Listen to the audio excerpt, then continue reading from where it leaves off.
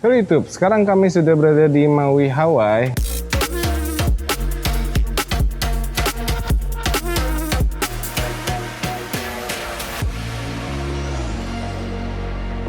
Nah, hari ini benar-benar hari yang spesial ya, karena Snapdragon, Qualcomm lebih tepatnya, itu akan announce sebuah chipset yang baru, chipset yang akan menjadi chipset dari driver kami selanjutnya, yaitu Snapdragon 8 Gen 2 yang nanti acaranya akan berada di ballroom ini.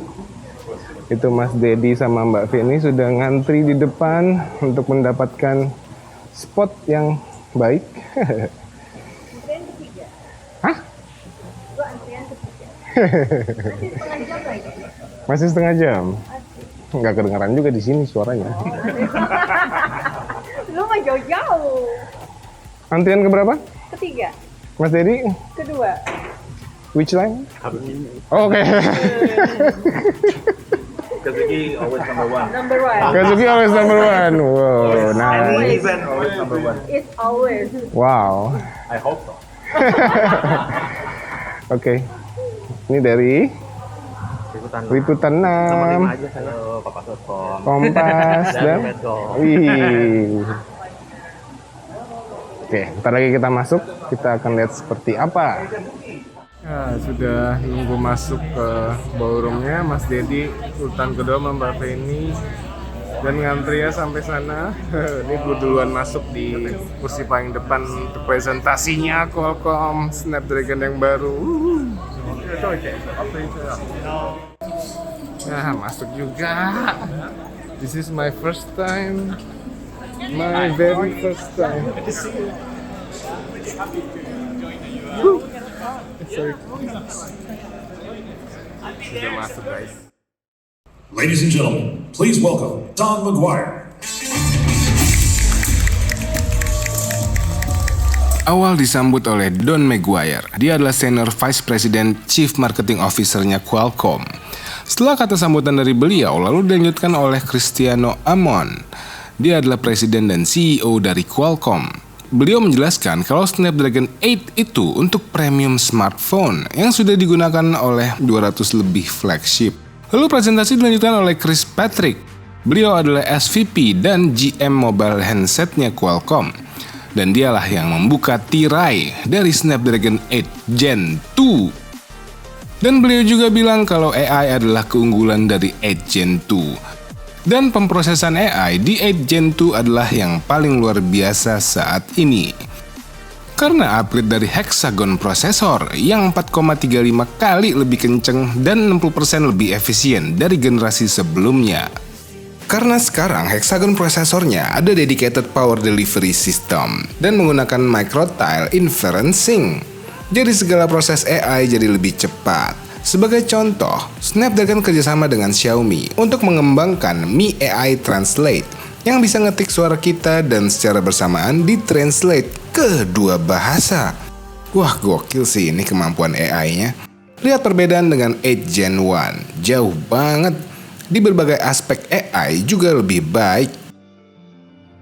Pun Qualcomm juga bandingin dengan kompetitor yang kami tidak tahu apa. Ini perbedaan performa AI-nya. AI-nya juga dapat memudahkan Anda search di galeri Anda.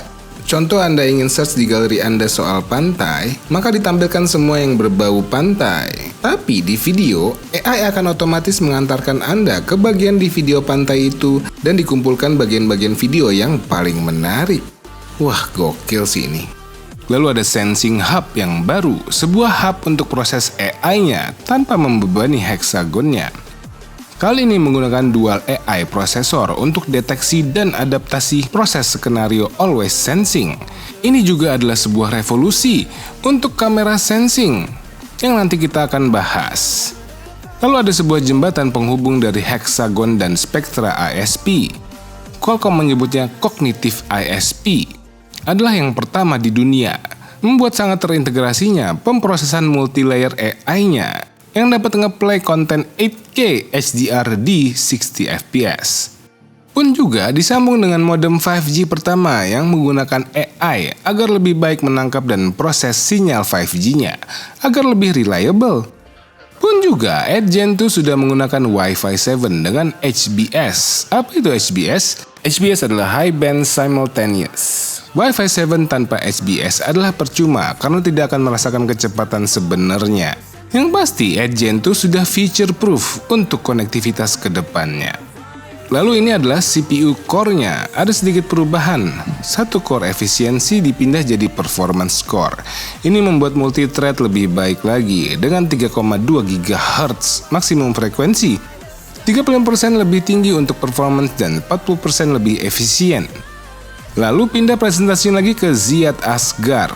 Dia adalah SVP Product Management Qualcomm. Beliau share hasil kestabilan performa gamingnya Edge Gen 2.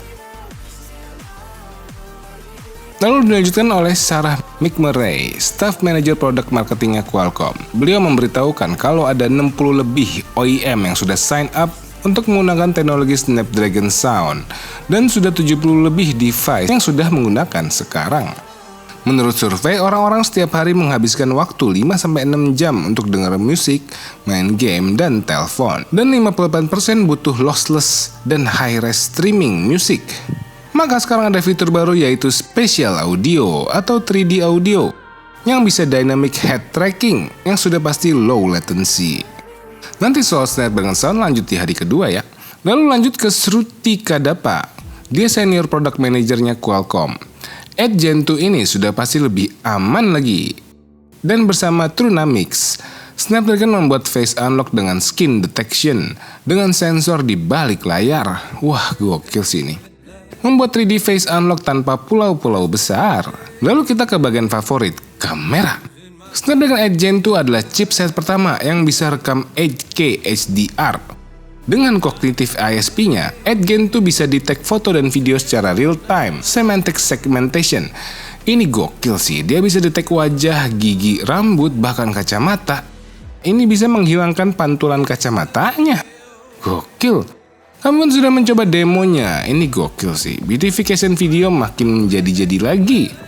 Selain bisa buat skin lebih smooth, juga secara real time dibuat beauty-nya.